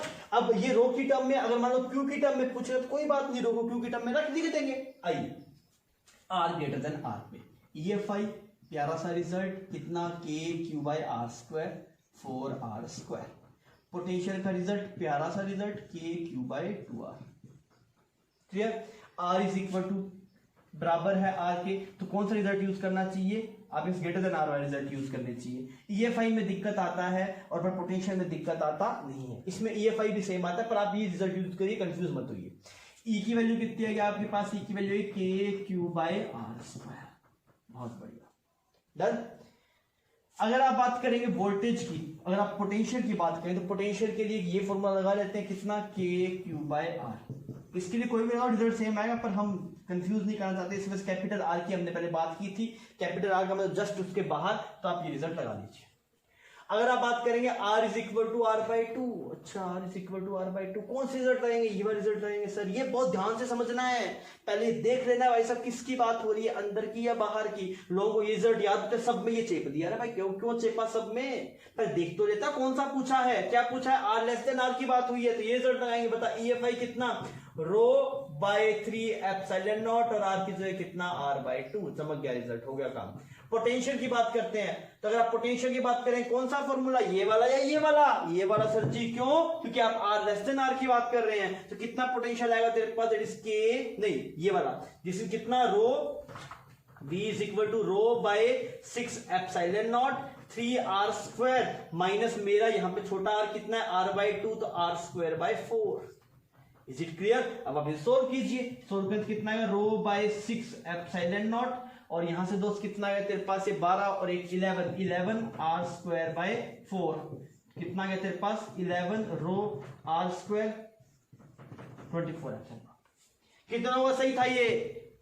अगर सही था तो बहुत बढ़िया, नहीं तो दोस्त सीख ले, इसका सवाल मिल जाएगा तुझे एग्जाम के अंदर।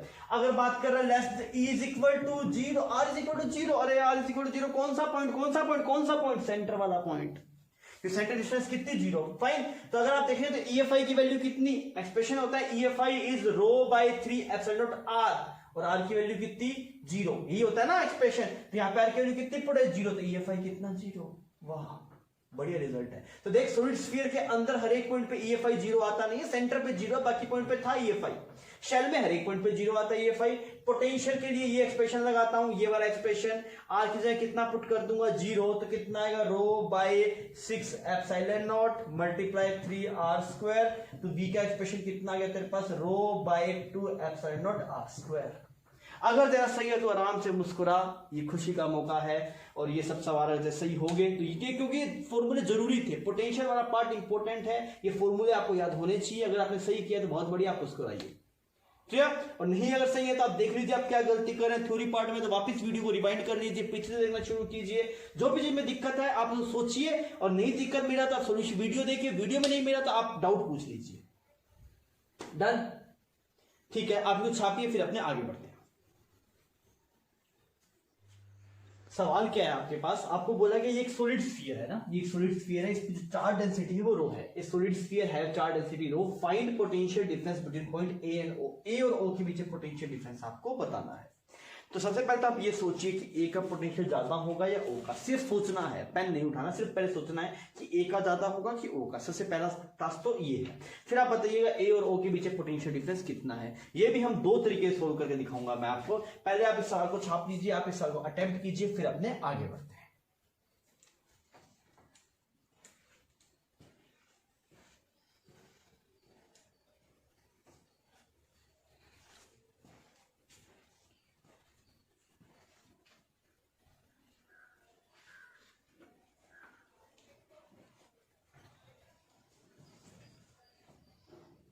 हाय बच्चों, हुआ, ठीक है।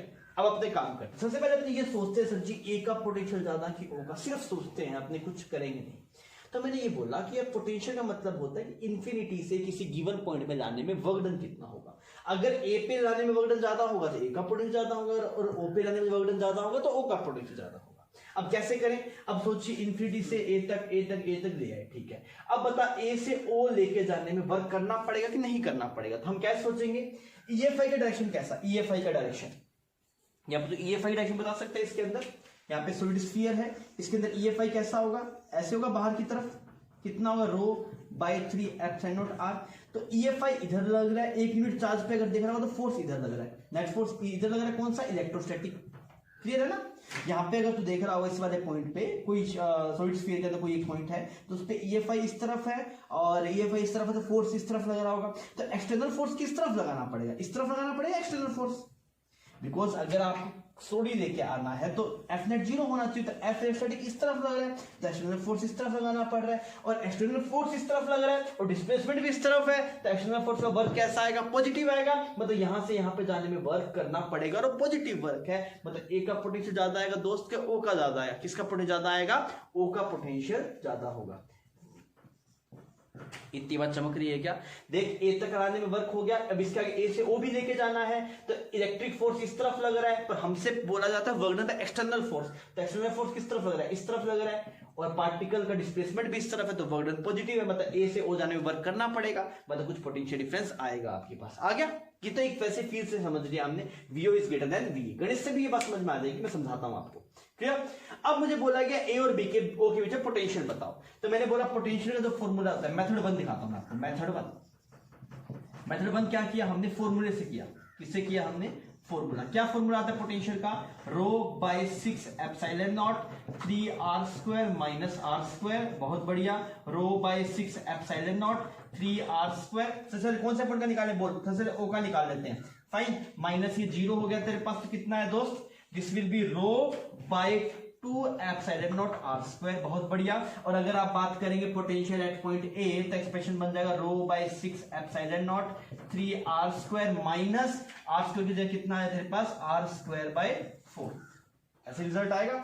इसको अगर तू सॉल्व करेगा तो कितना आ जाएगा, 11 रो r square divide by 24 epsilon naught. ये बात समझ में आ रही है? दोनों को सेपरेट कर दे, सेपरेट करेगा तो कितना आएगा, VO minus VA, VO minus VA, तो rho are square epsilon not तो कॉमन आ गया तेरे पास, यहां से 1/2 आया, यहां से 11/24 आया, ठीक। तो यहां से एलसीएम लेगा, ये रिजल्ट कितना एलसीएम लेगा, यहाँ पे 24 एलसीएम लेगा, तो यहाँ पे 12, यहाँ पे 11, 1/, तो कितना है, rho are square divide by 24 epsilon naught, ये आ गया वीओ माइनस वीए। और यही हमने फिर से समझा था कि ओ का पोटेंशियल ज्यादा आएगा।